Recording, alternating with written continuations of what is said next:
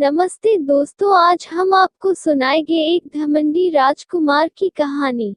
एक राजा था जिसका नाम रामधन था। उनके जीवन में सभी सुख थे। राज्य का कामकाज भी ऐशो आराम से चल रहा था। राजा के नैतिक गुणों के कारण प्रजा भी बहुत प्रसन्न थी। और जिस राज्य में प्रजा खुश रहती है वहाँ की आर्थिक व्यवस्था भी दुरुस्त होती है। इस प्रकार हर क्षेत्र में राज्य का प्रवाह अच्छा था। इतने सुखों के बाद भी राजा दुखी था क्योंकि उसकी कोई संतान नहीं थी। यह गम राजा को अंदर ही अंदर सताता रहता था। प्रजा को भी इस बात का बहुत दुख था। वर्षों के बाद राजा की यह मुराद पूरी हुई और उसे एक पुत्र की प्राप्ति हुई। पूरे नगर में कई दिनों तक जश्न मना। नागरिकों को राजमहल में दावत दी गई। राजा की इस खुशी में प्रजा भी झूम रही थी। समय बीतता जा रहा था। राजकुमार का नाम नंदन सिंह रखा गया। पूजा पाठ एवं इंतजार के बाद राजा को संतान प्राप्त हुई थी, इसलिए उसे बड़े लाड़ प्यार से रखा जाता था। लेकिन अति किसी बात की अच्छी नहीं होती। अधिक लाड़ ने नंदन सिंह को बहुत बिगाड़ दिया था।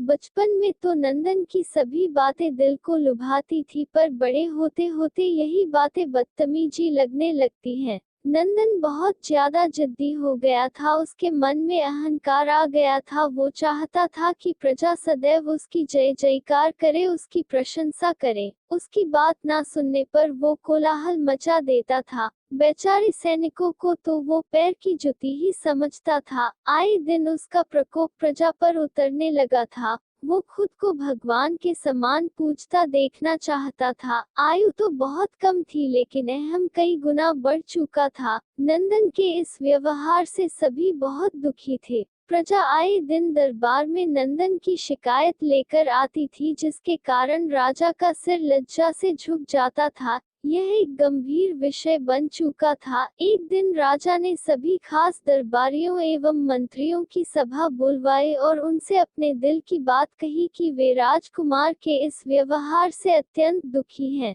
राजकुमार इस राज्य का भविष्य है। अगर उनका व्यवहार यही रहा तो राज्य की खुशहाली चंद दिनों में ही जाती रहेगी। दरबारी राजा को सांत्वना देते हैं और कहते हैं कि आप हिम्मत रखें, वरना प्रजा निसहाय हो जाएगी। मंत्री ने सुझाव दिया कि राजकुमार को एक उचित मार्गदर्शन एवं सामान्य जीवन के अनुभव की जरूरत है। आप उन्हें गुरु राधागुप्त के आश्रम भेज दीजिए। सुना है वहां से जानवर भी इंसान बनकर निकलता है।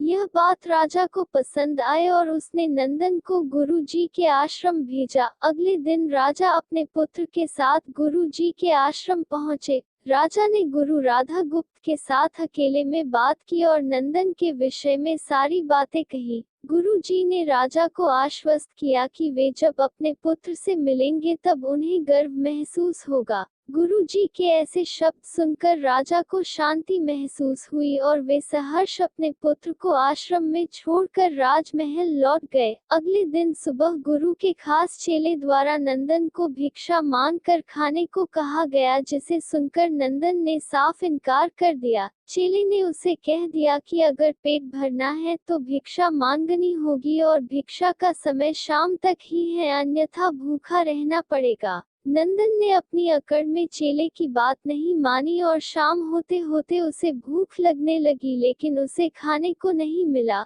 दूसरे दिन उसने भिक्षा मांगना शुरू किया। शुरुआत में उसके बोल के कारण उसे कोई भिक्षा नहीं देता था, लेकिन गुरुकुल में सभी के साथ बैठने पर उसे आधा पेट भोजन मिल जाता था। धीरे धीरे उसे मीठे बोल का महत्व समझ आने लगा और करीब 1 महीने बाद नंदन को भर पेट भोजन मिला, जिसके बाद उसके व्यवहार में बहुत से परिवर्तन आए। इसी तरह गुरुकुल के सभी नियमों ने राजकुमार में बहुत से परिवर्तन किए, जिसे राधा गुप्त जी भी समझ रहे थे। एक दिन राधा गुप्त जी ने नंदन को अपने साथ सुबह सवेरे सैर पर चलने कहा। दोनों सैर पर निकल गए। रास्ते भर बहुत बातें की। गुरु जी ने नंदन से कहा कि तुम बहुत बुद्धिमान हो और तुम में बहुत अधिक ऊर्जा है, जिसका तुम्हें सही दिशा में उपयोग करना आना चाहिए। दोनों चलते चलते एक सुंदर बाग में पहुंच गए, जहां बहुत सुंदर सुंदर फूल थे, जिनसे बाग महक रहा था।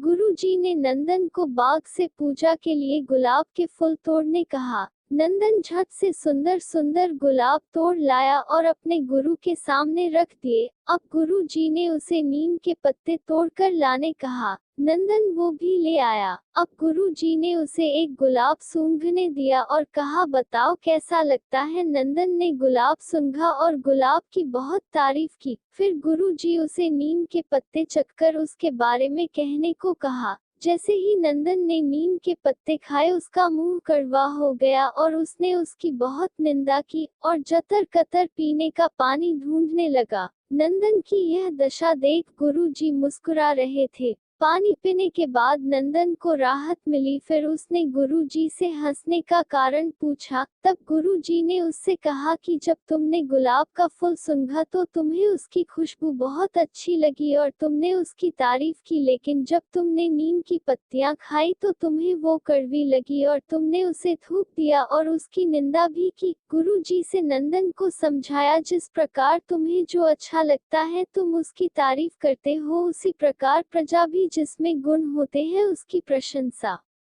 करती है। अगर तुम उनके साथ दुर्व्यवहार करोगे और उनसे प्रशंसा की उम्मीद करोगे तो वे यह कभी दिल से नहीं कर पाएंगे। इस प्रकार जहाँ गुण होते हैं वहाँ प्रशंसा होती है। नंदन को सभी बातें विस्तार से समझ आ जाती हैं और वो अपने महल लौट जाता है। नंदन में बहुत परिवर्तन आता है और वो बाद में एक सफल राजा बनता है। गुरु की सीख ने नंदन का जीवन ही बदल दिया। वो एक क्रूर राजकुमार से एक न्यायप्रिय दयालु राजा बन गया। इस कहानी से हमें यही शिक्षा मिलती है कि हम में गुण होंगे तो लोग हमें हमेशा पसंद करेंगे, लेकिन अगर हम अवगुणी हैं तो हमें प्रशंसा कभी नहीं मिल सकती।